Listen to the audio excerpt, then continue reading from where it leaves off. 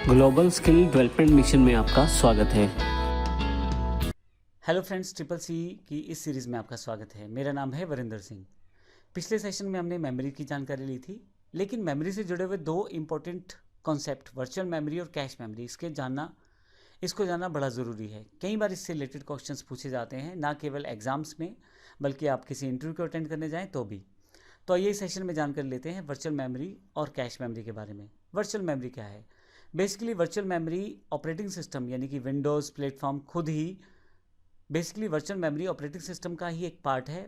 वो ही इस virtual memory को क्रिएट करेगा, लेकिन आपकी हार्ड डिस्क पे।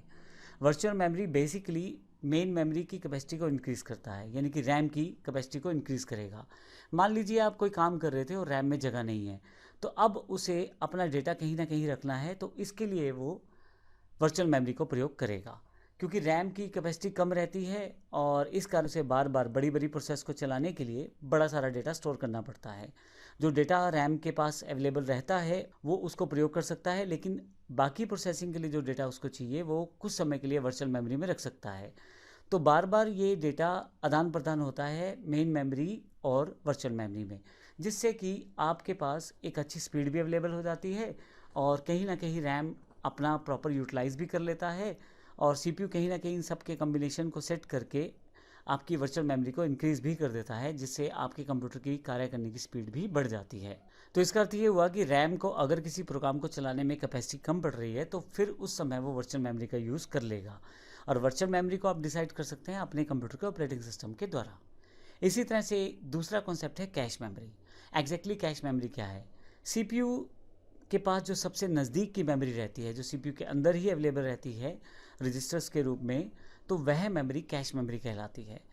इसे सीपीयू मेमोरी भी कहते हैं। सीपीयू को जब डेटा सर्च करना है तो सबसे पहले वो इस डेटा को कैश मेमोरी में ही सर्च करेगा, और अगर किसी कारण से उसको कैश मेमोरी में डेटा नहीं मिलता है तो वह फिर रैम में सर्च करेगा, और अगर उसे रैम में भी वो डेटा नहीं मिलता है तो फिर वर्चुअल मेमोरी में उसे सर्च किया जाएगा या हार्ड डिस्क में उसे ढूंढा जाएगा।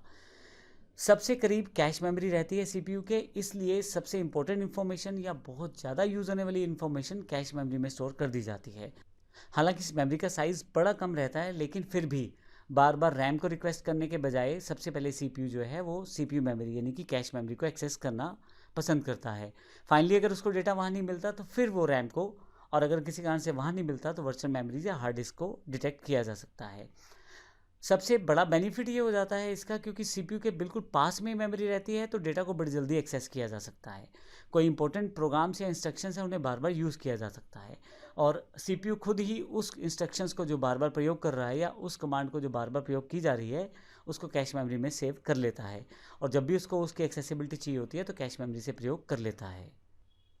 तो इस तरह से हमारे ये दो इंपॉर्टेंट कॉन्सेप्ट है वर्चुअल मेमोरी और कैश मेमोरी, जिनका प्रयोग बहुत ज़्यादा किया जाता है। धन्यवाद।